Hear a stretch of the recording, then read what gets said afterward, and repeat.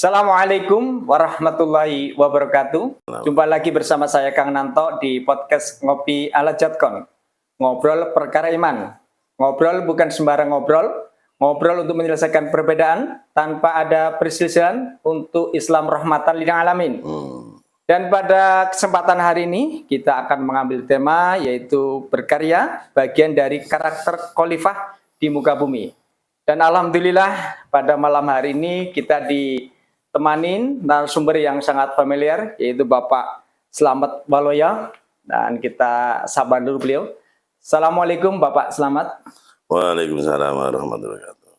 Alhamdulillah, suatu kebanggaan bagi kami di studio podcast Ngopi ala Jatkon ini atas kehadirannya, karena dengan kesibukan Bapak selaku yang pertama mungkin selaku pembina Panser Ciracas, dan yang kedua sebagai Outner PT Tirta Prima Abadi Jakarta. Alhamdulillah berkenan hadir di studio podcast ini.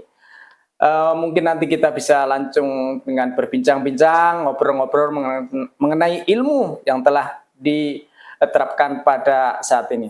Namun sebelum kita lanjutkan dengan obrolan dan perbincangan, tentunya Bapak Slamet berkenan untuk memberikan atau biografi Bapak sehingga obrolan kita nanti semakin akrab gitu Pak. Monggo silakan. Ya, terima kasih. Salam sehat semua buat Jatkon, semuanya berkah barokah buat Amin. Umat, semuanya sehat dan barokah, sehat waras semuanya. Amin. Diberkahi oleh Allah Subhanahu wa taala. Baik, perkenalan saya pribadi adalah berkiprah atau berkecimpung di dalam dunia teknik. Yang mana saya adalah mendirikan perusahaan yaitu PT Tirta Prima Abadi yang berdomisili di Jakarta, yang bergerak di bidang di sistem tata udara di semua industri ya, untuk melengkapi tata udara atau teknik yang namanya teknik HVAC system. Background saya adalah pendidikan saya adalah di sekolah menengah kejuruan. Saya lahir di Pemalang di Jawa Tengah, dan saya besarkan di Pekalongan. Jadi, dan saya lahir tahun 72, dan sekarang ada rumah tinggal di Jakarta, dan berkiprah untuk membantu pemerintah, membantu dunia industri dalam bidang tata udara untuk meningkatkan kualitas dan performa di bidang tersebut. Begitu. Baik. Untuk biografi ini kan Pak Slamet ini kelihatan masih muda itu, energik sekali ya kan. Untuk istri berapa nih saat ini? Ada. Karena tadi belum disebutkan. Jadi takutnya namanya direksi kan, pemimpin perusahaan kan, kita belum tahu. Jadi mungkin anaknya berapa? Kan? Ya kalau istri ya baru satu. Alhamdulillah. Anak dua. Alhamdulillah. Kalau saya bilang istri satu, kita kan nggak tahu namanya umur, semua orang bilang satu, tapi tiba-tiba berubah jadi dua, gitu kan. Iya. Jadi itu saya bicara fair saja. Istri bersatu, anak dua, putra semua. Yang satu sudah lulus sarjana, kebetulan ya bersejarah teknik, dan membantu melanjutkan di bidang saya. Alhamdulillah. Jadi kan kita itu ngobrol enak. Bahwa ini ternyata luar biasa dengan usia yang masih muda selaku pemilik perusahaan. Dan pada kesempatan hari ini Pak, kita akan Bapak selaku pembina Panser. Namun pada kesempatan hari ini kita akan berbicara mengenai karya-karya Bapak yang sangat familiar Pak. Ya. Dan tentunya kesempatan hari ini sangat menarik lagi sekali, yaitu sebagaimana menariknya bahwa Bapak ini punya pandangan sebagaimana khalifah di muka bumi ini, manusia harus menjaga alam dan memanfaatkannya untuk kemaslahatan manusia itu sendiri. Dan saya amati karya Bapak ini yang berkaitan dengan hal tersebut sudah banyak.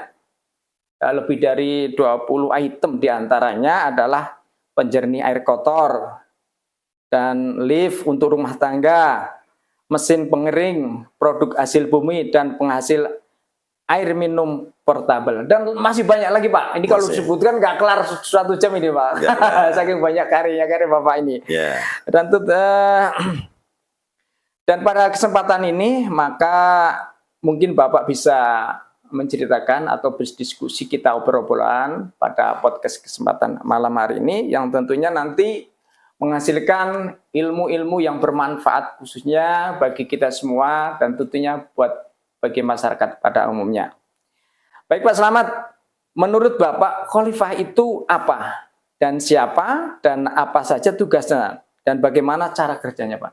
oh ya, baik. Ini menurut pandangan saya, khalifah, tentang khalifah, lihat dari segi kita keagamaan, ya adalah khalifah adalah penerus pemimpin umat, yaitu Rasulullah Nabi Muhammad, yang sebagai penerusnya adalah sahabatnya Abu Bakar dan mana.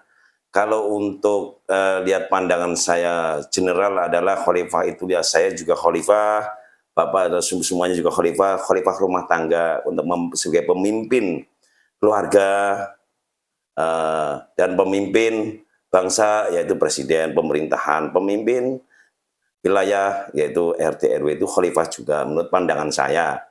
Nah, kalau saya sendiri memimpin perusahaan, ada karyawan, ya saya khalifah untuk perusahaan saya.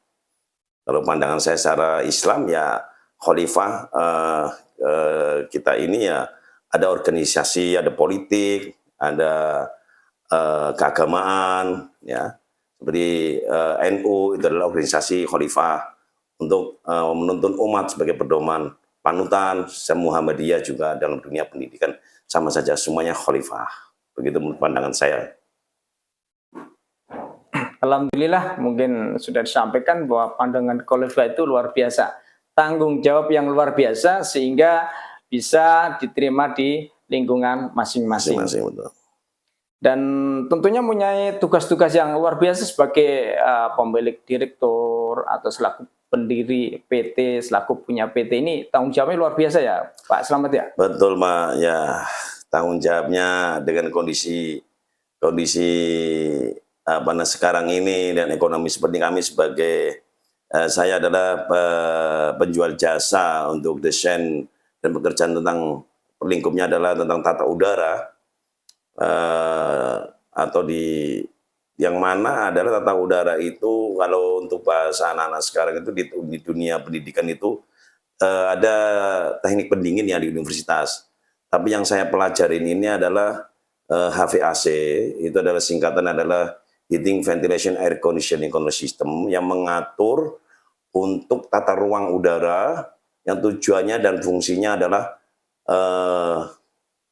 membuat, kalau untuk industri adalah baik itu pabrik obat, menjaga kualitas dari obat tersebut, ruang produksi, ya supaya tidak terkontaminasi oleh jamur. Karena di Indonesia, karena iklim kita Indonesia itu iklim tropis, yang mana kelembabannya adalah rata-rata di luar itu adalah 60%. Relatif humidity-nya 60%, yang artinya kalau kelembaban di atas 60% akan terjadi tumbuhnya jamur dan spora.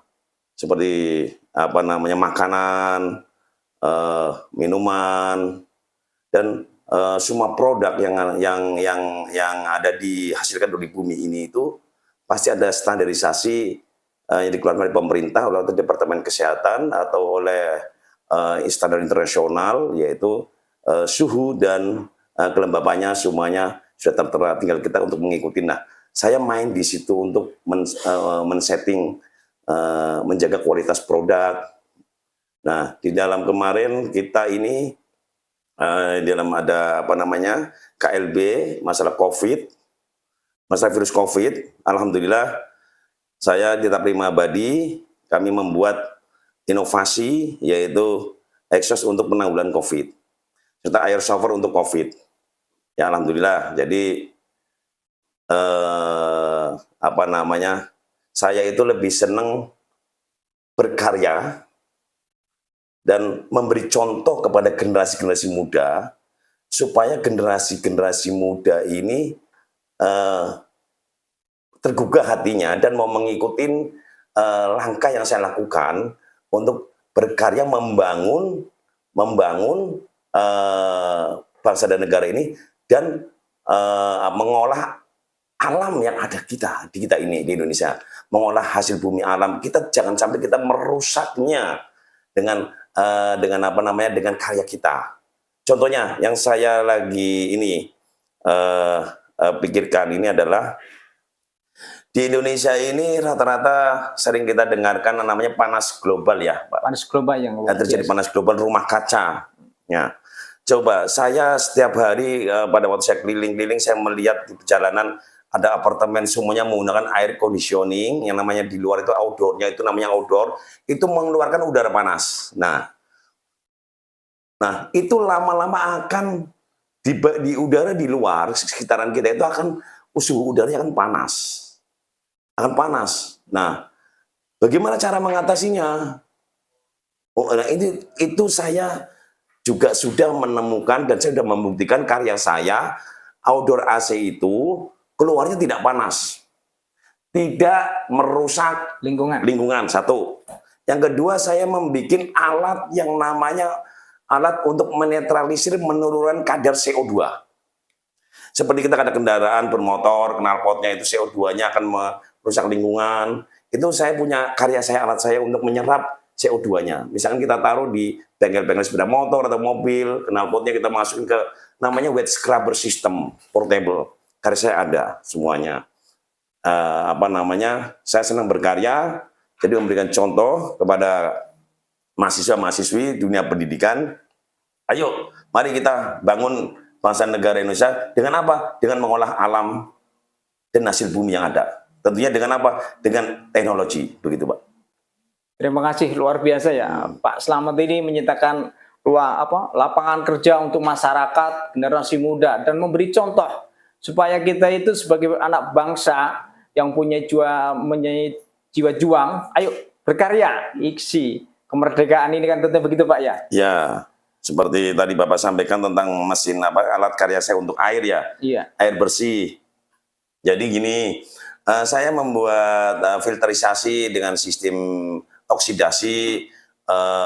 Ada karya saya saya taruh di YouTube saya, Tirta Prima Channel, sebagian karya saya ada di situ. Itu adalah untuk mengatasi air rumah tangga yang mengandung besi, mengandung karat. Itu dengan alat buatan saya ini, maka semuanya akan jernih. Itu satu. Itu kedua adalah saya juga punya mesin dan saya juga sedang rakit. Dan mesin ini adalah mungkin ini akan bingung orang ya, karena saya punya mesin tapi bisa menghasilkan air tanpa saya ngambil dari bumi. Tidak ngambil sama sekali dari bumi. Kalau semakin lama kita mengambil air dari bumi, maka akan terjadi penurunan tanah. Amblesnya. Itu lalu kualitas air yang ada di bumi ini lama-lama akan buruknya karena apalagi sesuai dengan anjuran pemerintah membatasin pabrik-pabrik industri untuk limbahnya diatur benar, jangan sampai limbahnya terbuang di sungai sehingga nanti akan mencemarin dari kualitas dari air tersebut. Jadi alat saya ini bisa menghasilkan air itu bisa untuk mandi dan air itu bisa untuk diminum tanpa ngambil dari bumi. Apa itu? Oh, pasti Bapak bingung. Masih ada bingung untuk alat seperti apa kan gitu.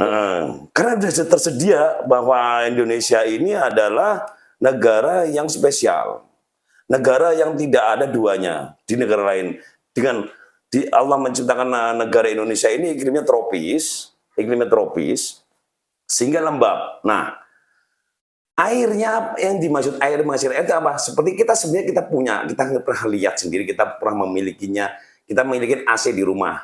AC yang ada di dalam ruangan itu kan ada pembuangannya tuh. Iya. Nah, pembuangannya kan air drainasenya itu. Nah, itu kan dia tidak mengambil air dari bumi tapi menghasilkan air.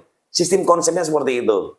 Dari udara yang lembab, udara kelembapan di atas 60-75% relative humidity, absolute humidity-nya adalah kadar airnya, berat jenisnya kadar air namanya absolute humidity, satuannya Indonesia gram per kilogram, Eropa adalah grain per pound, itu adalah pada 75% relative humidity sekitar 21 gram per kilogram berat air, uap airnya. Nah, itu air itu kita bisa ditadein, ditaruh di ember, di bak, itu bisa untuk mandi. Nah, kalau mau untuk minum, maka dipasangin namanya filter-filter semua. Filter karbon, filter asam sumpah, segala macam filter untuk yang langsung bisa diminum.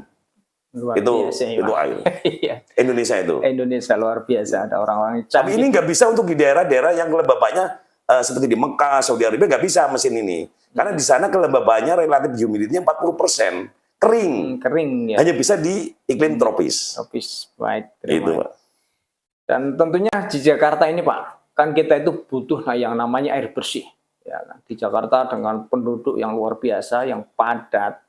Dan Bapak di sini telah menciptakan alat penghasil air jernih portable dan penyaring air hujan. Tolong jelaskan, Pak, kepada kami seperti apa sih alatnya yang bisa untuk diolah di masyarakat di Jakarta ini yang notabene membutuhkan air bersih itu, Pak. Ya, kalau mesin ini adalah ketergantungan karena mesin untuk penghasil air itu ketergantungan dengan energi listrik karena membutuhkan listrik. Karena sistemnya seperti AC ya, ada kompresor, terjadi sistem evaporasi, terjadi pengembunan menghasilkan air. Tergantung dari kebutuhannya, mau berapa meter kubik, berapa liter per hari, berapa liter per jam, ya itu ada tipe-tipenya. Kebutuhan listriknya juga ada. Jadi tidak perlu ngambil dari bumi, itu untuk air yang bisa diminum. Langsung diminum ya? Langsung bisa diminum, langsung steril. Itu juga ada sertifikasinya dari pemerintah ya, dari Departemen Pengurus Sertifikasi Kelayakan Kesehatan. Lalu untuk apa lagi tadi, untuk air yang untuk rumah tangga yang jernih, sistemnya sistem filterisasi aja. Sebenarnya sangat mudah. Itu tinggal modalnya itu ya, kalau untuk kita di rumah tangga ini paling modalnya pakai ember bekas, nggak sampai 200.000 kita bisa bikin dengan asal kita mau bikin saja, asal kita mau berpikir, mindset kita mau berpikir bagaimana kita mengatasi air yang kotor di rumah kita. Di samping struktur dari rumah bangunan kita itu jauh dari secara arsitek ya. Kalau zaman dulu rumah saya itu 4 titik itu ada resapan. Ada resapan, sehingga pada waktu hujan, Pak, itu dia menyimpan air. Di waktu musim kering, maka kebutuhan air terpenuhi. Nah sekarang di kota-kota besar sulit untuk hari itu. Rata-rata kanan kirinya jalan, di aspal semua. Sehingga resapannya sulit, airnya masuk ke saluran, buangnya jauh sana. Tapi kalau dulu di kampung-kampung dulu kan masih tanah kanan kirinya, jadi masih banyak resapan sehingga air mudah didapat. Samping itu kultur tanahnya merupakan filter alami itu. Nah lalu untuk di perkotaan gimana? Ya kita ada media filter, kita beli filter, namanya filter, namanya arang batok, pakai arang batok itu karbon aktif, kita bisa bikin sendiri arang batok, atau kita bisa bikin. Saya juga punya karya yang bikin briket untuk arang dengan bahan yang murah, Pak. Pakainya drum bekas, modalnya 500.000 bisa bikin briket arang. Ya, dari semuanya itu. Mudah-mudahan bermanfaat yang disampaikan Bapak Slamet ini. Jadi masyarakat Jakarta ini tidak pusing-pusing untuk mencari air bersih. Baik, Pak. Dan tadi sudah dijelaskan untuk kebutuhan air bersih. Dan sekarang ini kan Bapak itu mempunyai karya yang luar biasa. Di antaranya itu kan bisa menyediakan lift untuk rumah tinggal. Itu seberapa banyak kebutuhan masyarakat Indonesia ini membutuhkan lift itu, Pak? Jadi lift atau namanya dikenal adalah home lift ya. Saya untuk rumah. Saya memberikan contoh di rumah saya sendiri. Saya ada 2 lantai. Satunya setengah, jadi ya 2,5 lah. Itu saya ada liftnya, lift buatan sendiri, lift bukan di pabrikan, tapi lift hasil rakitan saya sendiri, hasil pemikiran, yang mana ada ceritanya gitu, Pak. Wah, luar biasa. Ceritanya itu istri saya sakit kakinya, nggak bisa naik tangganya terlalu tajam, istri saya sakit nggak bisa naik ke atas, tiba saya gotong capek tiap hari. Jadi saya punya pemikiran, ini ide pemikiran itu nemunya, mohon maaf, saya jujur saja, saya karya-karya saya itu selalu idenya ketemunya di kamar mandi. Karya-karya saya semua. Jadi saya harus bikin dengan bahan yang murah, dengan listrik yang rendah, saya bisa bikin lift. Dan saya buktikan di rumah saya ada 2 lift dengan listrik yang rendah. Kalau saya beli pabrikan, tentunya harganya mahal. Nah, saya hanya memikirkan begini, lift-lift ini itu sangat dibutuhkan buat orang-orang yang, mohon maaf, yang umurnya di atas 50 tahun ke atas, Pak, yang rumahnya tingkat. Iya. Nah, satu poin adalah capek. Kalau orang-orang udah di atas 50 tahun, naik turun tangga itu 1, 2 capek, kedua berbahaya. Tenaganya sudah nggak seperti muda lagi. Maka sebaiknya terciptalah dengan lift yang kecil, lift untuk rumahan. Itu intinya. Jadi kalau kita umurnya dari 50 tahun ke atas, atau kita punya kakek, punya simbah yang ada di atas, mau turun cukup naik lift. Nah, tergantung. Ya, kebetulan alhamdulillah lift saya, karya saya digunakan, dibeli, saya buat di sesepuh kita, yaitu di rumah tinggalnya. Ini saya sebut nama, ada Bapak ya, karena memang kenyataannya kita pasang. Oke, panutan kita adalah Bapak Kiai Haji Sukron Makmum yang di Jagakarsa. Itu bikin rumah, liftnya, home liftnya kita yang bikin. Masya Allah, luar biasa. Beliau yang pertama kali itu. Karya orang, karyanya itu anak bangsa ini. Ya, tapi tentunya kami bikin lift ini sebenarnya hobi. Tapi saya mengedepankan kepada anak-anak saya, staf saya semuanya, kita mau membuat ini sesuatu karya teknologi, itu kita harus bersandarkan kepada K3. Keselamatan. Keselamatan pengguna. Kita mau bikin apa-apa, kita harus lari ke sana dulu, fokus ke keselamatan dulu. Nah, kita harus ikutin regulasi. Lift ada keselamatannya, regulasinya apa. Lalu safety-nya bagaimana, ya, emergency-nya gimana. Nggak asal jadi, Pak. Itu nggak asal jadi. Banyak karya saya yang yang tambal sulam karena ini kurang. Karena pemikirannya cuma saya sendiri. Yang belum ada, saya dibantu mikir sama yang lainnya. Untuk karya saya sendiri, semuanya pure ada di saya. Jadi, saya kadang-kadang bingung. Kenapa ini semua saya semua? Saya ingin generasi-generasi ini membantu mikir kepada saya. Jadi, seperti saya pernah baca buku dulu itu, masalah pencipta mobil. Pertama yang menemukan mobil, zaman dulu sama sepeda motor yang menggunakan bahan bakarnya menggunakan adalah arang ya, arang itu. Batu bara, Pak ya? Batu bara, iya, dari pemanasan itu. Itu ternyata yang bikin mobil dan sepeda motor tersebut bukan satu orang. Yang mikir bukan satu orang, ada yang mikirin cara bikin ketel uapnya, ada yang mikirin cara bikin rodanya. Dan ada perpaduan beberapa ya, namanya profesor semua ya. Jadi sekarang di Toyota atau pabrik mobil itu tidak bisa dia satu tenaga ahli untuk semuanya, nggak mungkin. Namanya yang terjadi adalah kesatuan dan persatuan seperti sapu lidi. Kalau kita bersatu maka akan bersih semua. Umat Islam semuanya bersatu maka mawadah warohmah, rahmatan lil alamin. Itu contoh itu, Pak.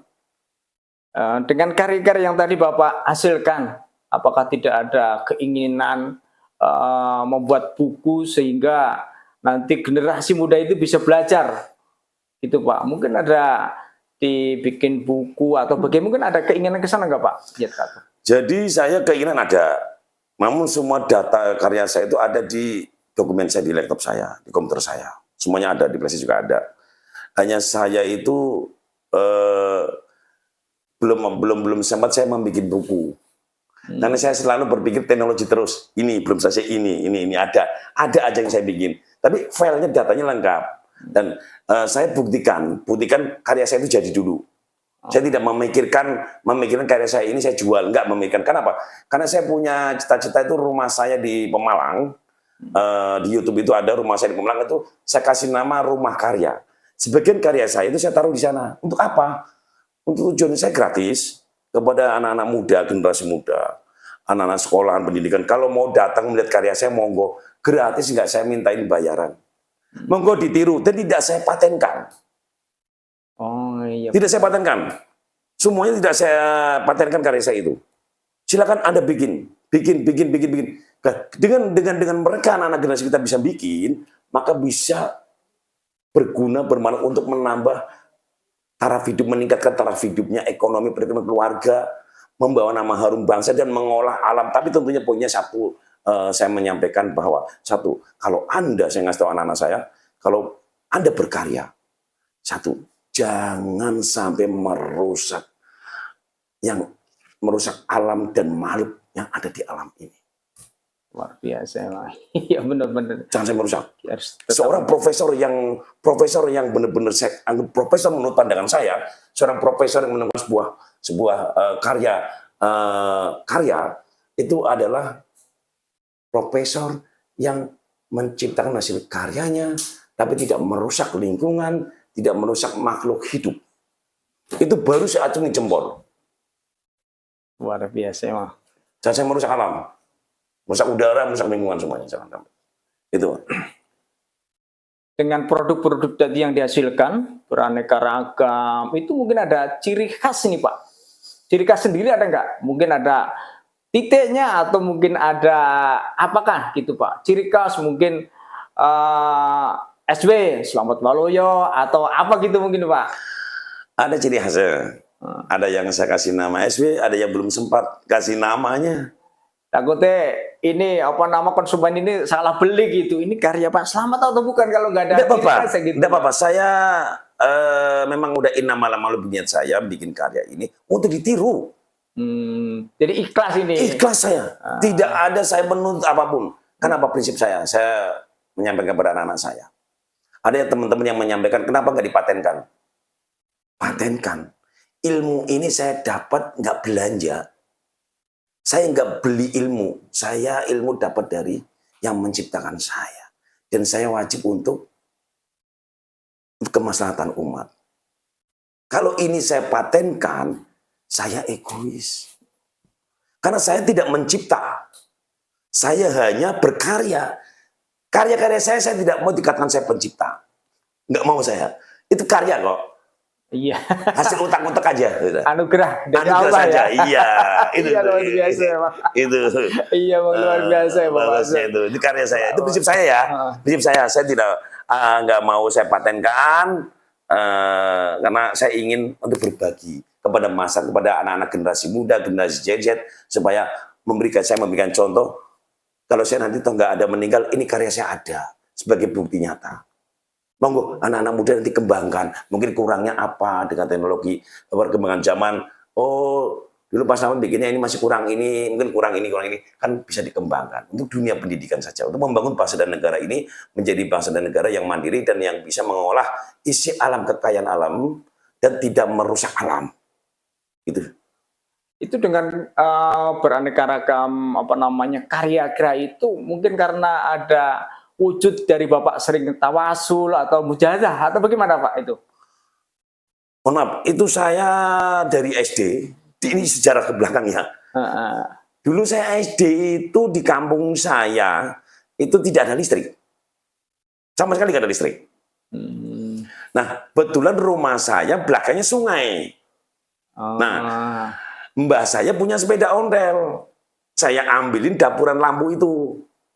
Namanya dinamo. Saya SD kelas berapa? Kelas 4 apa ya? Kelas 4. Saya ambilin itu.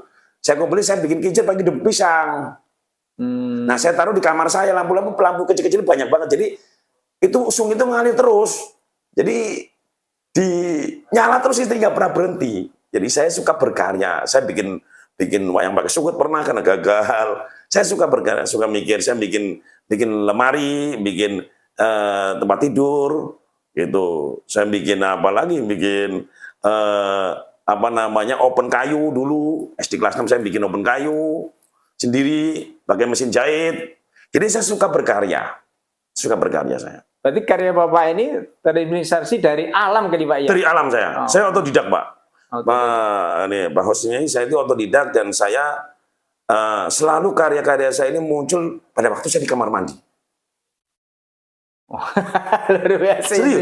Iya. Iya. Saya keluar dari kamar mandi, saya harus begini nih. Saya keluar lagi mandi, tadi itu kok asapnya kok menyengat banget, sepeda motor ya di hidung saya. Pas di rumah, saya lagi tidur, istri saya nyalain sepeda motor, nggak tahu saya masuk kamar, saya sampai sesat. Nah dari situlah saya ingat, oh ini apa sih kok gas apa ini? Saya baca-baca buku ternyata CO2. Itu membahayakan. Lalu saya bikin, caranya gini di wet scrubber kan. Begitu Pak. Wah luar biasa gitu. Dari hasil karya yang begitu banyak tadi Pak, yang laku di pasaran itu apa Pak? Yang laku di pasaran, ya gini ya. Yang laku di pasar home liftnya laku. Lalu tata udara untuk virus COVID kemarin, exhaust COVID, ya itu laku. Lalu filter air itu laku. Ada yang nggak mau bikin, udah pas lama saya ambil. Padahal saya nggak mau ngasih harga. Udah bikin sendiri aja bisa ini, nggak mau ya sudah ambil. Jadi lalu freezer, cold storage itu laku. Saya bikin freezer yang beda dengan yang lain. Jadi dengan listrik rendah, dengan AC rumahan itu kan suhunya kita beli AC rumahan itu kan paling 20 di remote terus 16 derajat. Tapi AC itu saya jadikan suhunya bisa -5. AC kecil tapi suhunya -5. Nah, udara luarnya ini perlu digarisbawahi. Outdoor pembuangannya itu biasanya kan panas. Ini nggak panas. Dingin. Jadi saya tidak merusak alam. Luar biasa emang. Ada contohnya di rumah Pemalang saya bikin 1,5 meter x 1,5 meter portable freezer dengan AC split wall, setengah PK, merek SAP, suhunya bisa -10 derajat. Wah, biasa dingin kayak. Padahal AC biasa, AC saya beli di toko itu. Ya saya sebut merek memang kenyataannya itu, tapi saya tidak merusak komponen AC. Saya menemukan alat untuk menurunkan temperatur di AC itu, Bu. Luar Di AC tersebut. Jadi konversi energi lah istilahnya bahasa anak sekarang itu, konversi energi harus menguasai konversi energi lah. Luar biasa dari Mas Taman. Baik pemirsa, sebelum kita lanjutkan perbincangan ini yang sangat menarik, tentunya kita lihat yang satu ini untuk lewat. Bang, ada beras Jatkon, kita semua mau borong. Oh, beras Jatkon yang pulen dan berkah itu. Tentu saja ada. Beras Jatkon asli hasil bumi, pulen, sehat, dan yang pastinya plus doa. Plus doa. Allah yuridu janti fil jannah wa yanfa'una bi barakatihim wa karamatihim wa asrarihim wa anwarihim ulumihim wa nafahatihim fid din wa dunya wal akhiratil Fatihah. Nasyaitanir rajim. Bismillahirrahmanir rahim. Alhamdulillahi rabbil alamin arrahmanir rahim maliki yaumiddin. Nasi goreng ini dibuat dengan beras cap Jatkon sayang. Enaknya tambah karena plus doa sayang. Bagaimana rasa nasi uduk Aye Bang? Nasi uduknya enak banget, Pok. Iya dong. Aye kan pakai beras Jatkon. Beras Jatkon.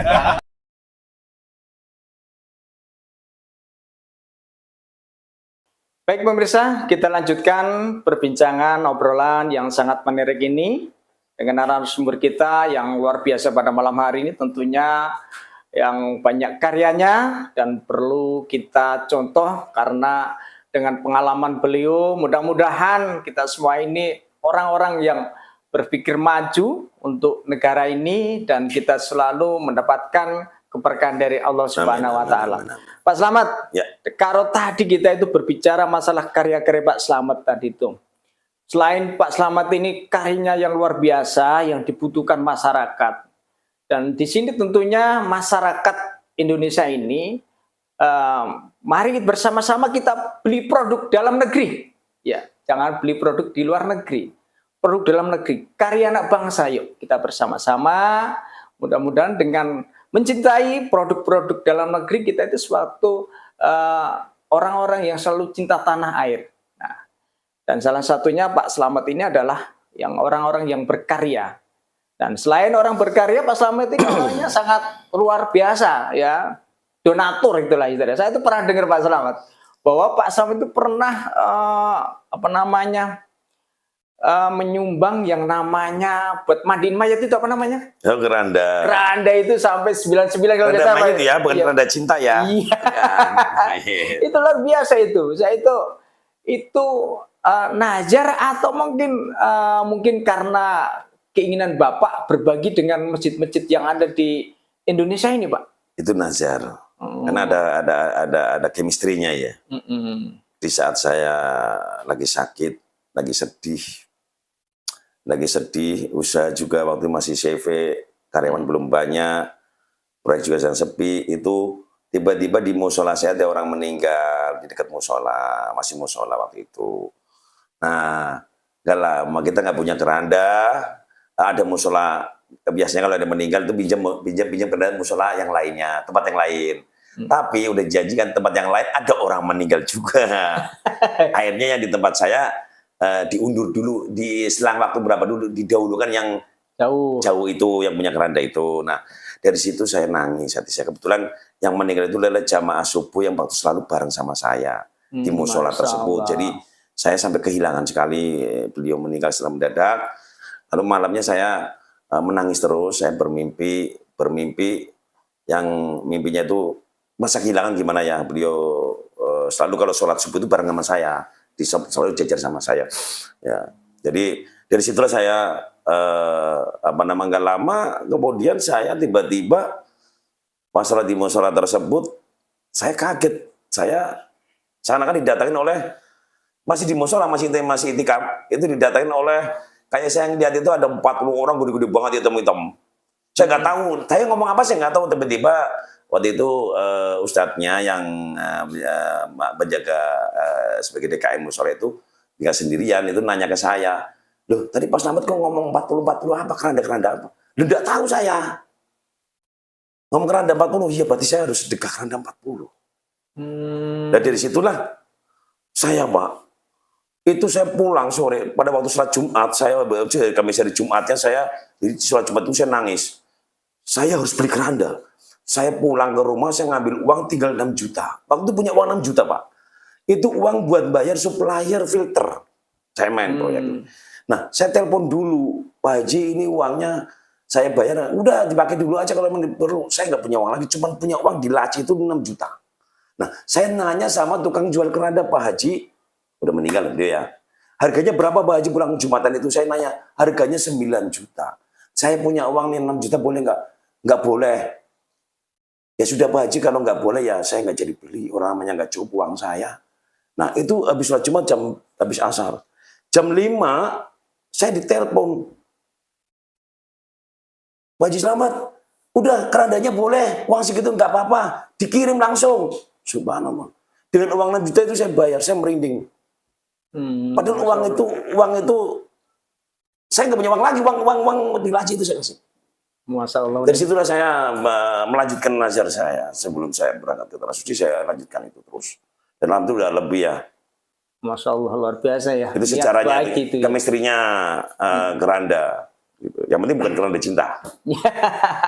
Dan Bapak ini kan punya perusahaan. Punya karyawan banyak, Pak. Bagaimana untuk menanggulangi ketika kemarin itu kena COVID, Pak? Kan banyak perusahaan yang kolab ini, Pak. Sampai sekarang ini Bapak ini masih bertengger aja. Resepnya apa ini, Pak? Alhamdulillahirrahmanirrahim, pada waktu COVID, semua teman-teman main tata udara itu semuanya pada berhenti ya kolab ya. Saya berkarya, bikin exhaust COVID. Saya bikin air shower COVID. Saya bikin, tapi saya tidak melanggar regulasi Permenkes untuk COVID tersebut. Tidak melanggar regulasi WHO. Untuk hal itu, tentang tata udara yang udara virus COVID, saya bikin itu alhamdulillah laku semua. Bahkan menolak pekerjaan itu waktu COVID. Nah, setelah selesai COVID, bermunculan ya kembali seperti biasa. Ya apa resepnya ya tetap selalu bersyukur. Kepada yang Maha Agung ya, yang kita punya bersyukur rezeki. Ya pokoknya kita harus selalu banyak bersyukurnya. Kalau kita nggak bersyukur ya kita namanya tidak pernah mengucapkan terima kasih kepada Sang Pemberi rezeki. Itu aja. Baik. Kalau tadi di dalam obrolan tadi Bapak bahwa pernah membaca bagaimana cara membuat mobil, bagaimana cara membuat motor. Apa? Mungkin ada keinginan membuat mobil, Pak? Oh, kalau dulu masih SD itu pernah. Dulu SD masih sekolah SD itu saya pernah bikin mobil-mobilan dengan menggunakan aki. Kebetulan bapak saya itu adalah sopir pabrik gula. Saya pinjam akinya, saya kumpulin. Jadi pakai mesinnya. Jadi saya menggerakinnya pakai aki. So, akinya banyak. Namanya masih SD, yang penting bisa jalan ngumpulin aki-aki bekas untuk kumpulin, lalu bisa jalan muter di rumah, maju mundur. Oh, mobil begini ya. Mungkin suatu saat nanti saya berpikir itu, suatu saat Indonesia akan ada mobil yang pakai aki. Dan sekarang udah ada. Iya. Sekarang udah ada nih pakai aki. Iya, alhamdulillah kan. Sepeda juga ada kan pakai baterai. Itu terinspirasi saya tahun berapa? Tahun 82 misalnya ya. Gitu. Jadi itulah saya senang ngotak-ngatik lah. Jadi nggak bisa diam nih ya. Nggak bisa diam, nggak bisa diam. Kesempatan berkarya, bikin. Selalu mencoba nih Pak. Selalu mencoba bikin sepeda, dulu pakai kayu juga pernah. SD kelas 5 bikin sepeda ontel. Sepeda ontel zaman dulu itu pakainya kayu. Karena betul bapak saya itu punya tukang kayu. Saya suka gambar bikin kayu. Giliran dipakai beberapa minggu, pas kena rel kereta di kampung itu kan patah, saya nangis, saya nangis gak bikin lanjutin lagi. Luar biasa. Jadi senang bikin aja, senang ngotak-ngotik lah. Dalam berkarya ini mungkin Pak, atau mungkin ada keputusasaan nggak? Mungkin menciptakan sesuatu tapi tidak selesai. Gitu Pak. Jadi itulah, karena sekarang ini saya juga berkarya, banyak karya saya jujur saja, saya berkarya, semua karya saya ini tidak dibiayain oleh siapapun. Saya tidak minta-minta kepada negara, saya tidak minta-minta kepada orang lain atau pinjam-pinjam, tidak. Pure dengan jerih payah saja. Nah, dalam berkarya ini banyak rintangannya. Faktor gagal buat saya, gagal itu adalah pelajaran. Pelajaran itu ujian. Kita dituntut untuk berpikir, oh iya bikin ini kok nggak sempurna, nggak sesuai dengan teori. Nggak sesuai dengan teori. Kenapa dan mengapa? Dan saya selalu menekankan kepada, saya memberikan contoh kepada anak-anak karyawan saya semuanya, anak-anak saya juga, jangan berputus asa. Kalau berputus asa, Indonesia tidak butuh orang yang suka berputus asa. Kamu kapan majunya, nak? Putus asa itu adalah kehancuran buat dirimu. Baik kamu untuk berkarya atau apapun.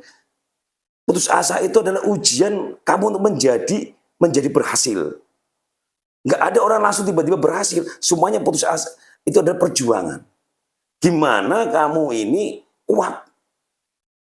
Gagal satu, nggak masalah. Buatlah senyum. Kamu mau berpikir lagi. Gagal dua, berpikir lagi. Terus. Dan yang sering saya alami adalah kegagalan itu hanya 2 kali di saya. Dalam saya berkarya. Yang ketiga kali nggak gagal.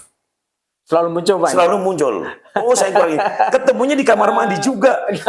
Ini nggak bisa, ternyata ininya kurang. Jadi selalu gitu. Jangan putus asa. Luar biasa.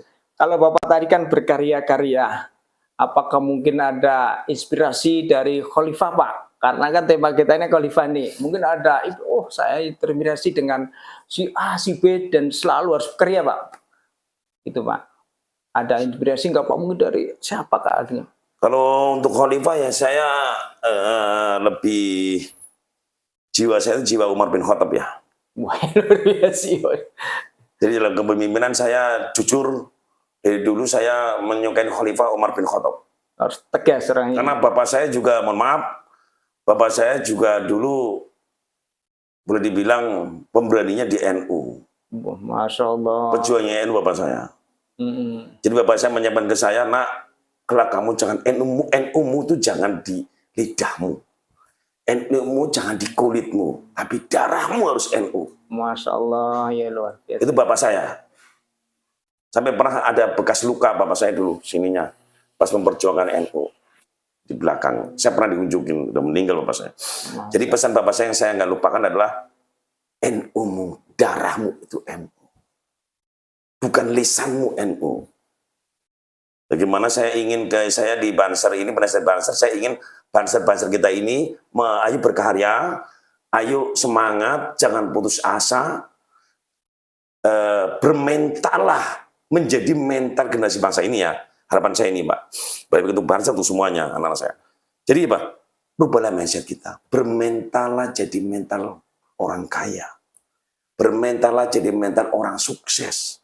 Jangan punya mental miskin karena meminta. Meminta itu kita pasrah.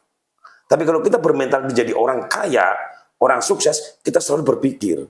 Berpikir. Selalu pengen maju lah. Selalu pengen maju, apapun rintangannya. Bahkan teman-teman saya juga menyambut saya. Lu gila lu bro, bikin karya begitu banyak, duitnya dari mana? Ada yang membantu nggak? Nggak ada. Pemerintah bantu enggak. Mau saya sendiri. Ya saya sekuat kemampuan saya. Walaupun itu belum terjual, nggak apa-apa. Emang niatan saya kalau ada yang beli ya saya jual. Kalau nggak ada, saya untuk edukasi generasi muda saja. Saya santai saja saya. Tidak harus memikirkan ini harus laku sekian persen tiap bulan. Harus punya target itu enggak, Pak? Enggak. Dan saya memang, mohon maaf, saya memang prinsip dalam perusahaan saya, memimpin perusahaan saya, no target. Bapak percaya rezeki sudah digaris yang namanya Yang Maha Kuasa gitu. Kenapa?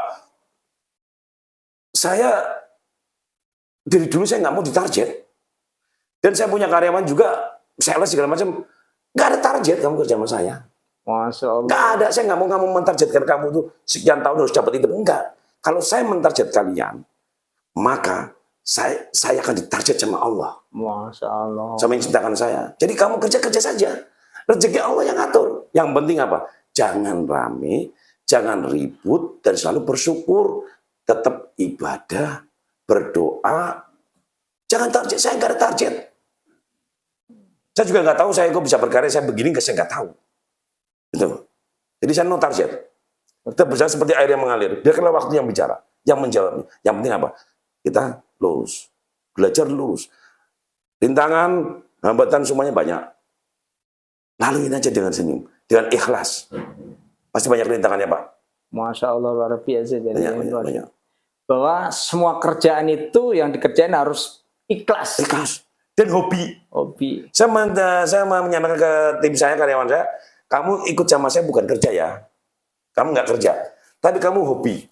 Kalau orang hobi, itu nggak pernah menghitung tanggalan, mau kapan gajian, jam berapa saya harus pulang.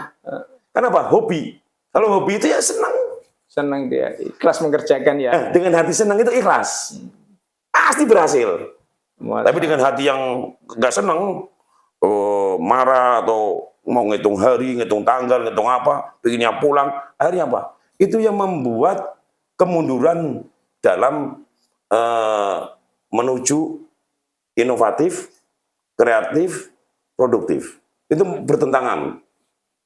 Gitu loh. Masya Allah. Dalam perusahaan Bapak ini kan selalu disiplin tuh. Mungkin yang diutamakan kejujuran atau apa, Pak? Kalau dikatakan disiplin, saya enggak juga dalam perusahaan saya. Saya mengatur tidak untuk disiplin. Malah kadang-kadang saya enggak mengatur untuk disiplin. Kenapa? Yang penting saya ngikutin peraturan pemerintah.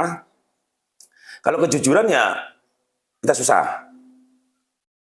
Mengatakan orang jujur kita nggak bisa. Iya. Yang penting buat saya begini. Silakan kamu bekerja sama saya. Kamu yang saya harapkan jujur. Tapi kalau kamu ngejur, ya urusannya sama yang di atas. Masya Allah. Saya pasrah saja. Saya ikhlas. Karena saya tempatnya salah.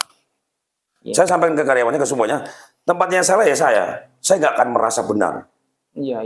Kalau saya merasa benar, Allah marah. Mana? yang punya sifat benar hanya Allah. Hanya Allah. Saya salah, tempat salah. Saya selalu minta maaf. Seperti bapak-bapak semua yang di sini semuanya, bapak-bapak semuanya, saya tadi terlambat, saya minta maaf. Saya salah. Pokoknya judulnya satu, siap salah. Iya, luar biasa. Gitu.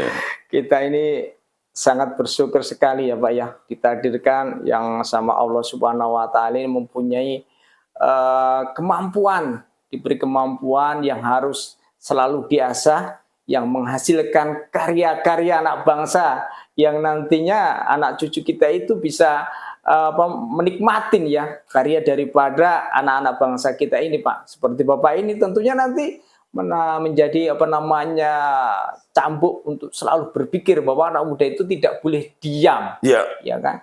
ya. Harus berkarya dan selalu semangat, Pak, kan gitu, Pak. Ya, pedoman saya itu begini, Pak. Dari pedoman kita ya, dari guru saya, kita seorang Muslim. Pak Kiai wes tahu lah, Kiai tahu lah ya. Tidak ada yang bisa merubahmu kecuali dirimu sendiri. Masyaallah, ya. Kalau kamu ingin pintar, kamu belajar, kamu sekolah. Kalau kamu nggak ingin pintar, ya udah nggak usah belajar, menerima. Jadi yang bisa merubah, kita mau sukses, kita mau apa ya diri kita. Kita mau nggak belajar, kita mau nggak berkarya, kita mau, karena Allah menciptakan kita. Ini menurut saya itu pintar semua. Kita itu ciptakan makhluk bumi itu manusia, itu pintar semua, tidak ada yang bodoh. Hanya saja mau apa tidak Kemauan ya untuk berkarya. berkarya, mengasah otak kita untuk belajar. Kita gini, prinsip saya, orang itu kok maju ya, orang itu kok pinter ya, masa saya nggak bisa sih? Itu prinsip saya dulu. Orang itu kok pinter ya, bukan saya itu marah. Orang itu bisa naik mobil mewah ya, saya kok nggak bisa ya? Oh itu kerjanya ini, saya harus bisa, saya belajar. Itu prinsip saya. Masalah. Ini positif. Positif. Selalu Ini positif, kita minta sama Allah ditunjukkan dalam rezeki ini saya sendiri selalu berdoa, jauhkanlah dari yang haram-haram, dekatkanlah kepada yang halalan thayyiban. Amin. Baik pemirsa, sebelum kita akhiri perbincangan, obrolan dengan narasumber kita, maka kami berharap narasumber kita bisa memberikan pesan-pesan dan motivasi untuk kita semua. Silakan, Bapak. Baik, terima kasih saya atas waktunya, atas kesempatan yang diberikan kepada saya, kepada pembina dan pengurus Jadkon, yang saya selalu I love you full. Saya sangat bangga sekali dengan adanya Jamiah Thariqah Qadiriyah Nasabaniyah Jadkon, yang mana tujuannya adalah untuk menggodok, mengejawantahkan akhlak-akhlak para jamaahnya untuk menjadi jamaah yang benar-benar jujur, yang benar-benar istiqomah di bawah kepemimpinannya dari Pak Kiai Farroji, dan semuanya jamaahnya diberikan kesehatan, kecerdasan, keilmuan untuk menjadi khalifah-khalifah untuk mengolah alam semesta ini, tidak merusaknya, memberikan contoh kepada generasi-generasi muda, kepada anak kita, memfasilitasi anak-anak kita, remaja-remaja kita, anak didik kita untuk menggantikan kita nanti, membangun kolbunya, membangun ekonominya kerakyatan. Kolbunya dibangun, ekonominya terbangun. Tapi kalau kolbunya dibangun, ekonominya kemudian nggak seimbang. Jadi kolbu kita dibangun, ekonomi kita kebangun. Kenapa kebangun ekonomi? Mengolah isi alam yang Allah berikan di alam Indonesia Raya Merdeka ini. Hasil bumi, sektor pertanian, sektor perkebunan, sektor perkayuan, sektor industri, teknologi, otomotif, segala macam. Semuanya ayo kita olah dengan teknologi untuk menjadi kemandirian, membantu swasembada pangan, membantu ekonomi keluarga, ekonomi kerakyatan.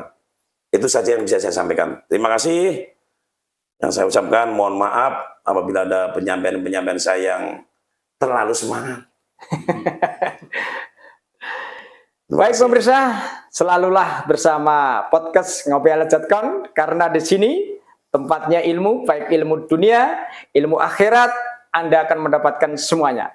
Amin. Jangan lupa subscribe, like, and comment, dan share. Kami Kang Nanto berserta kru mengucapkan terima kasih. Wassalamualaikum warahmatullahi wabarakatuh. Waalaikumsalam warahmatullahi wabarakatuh.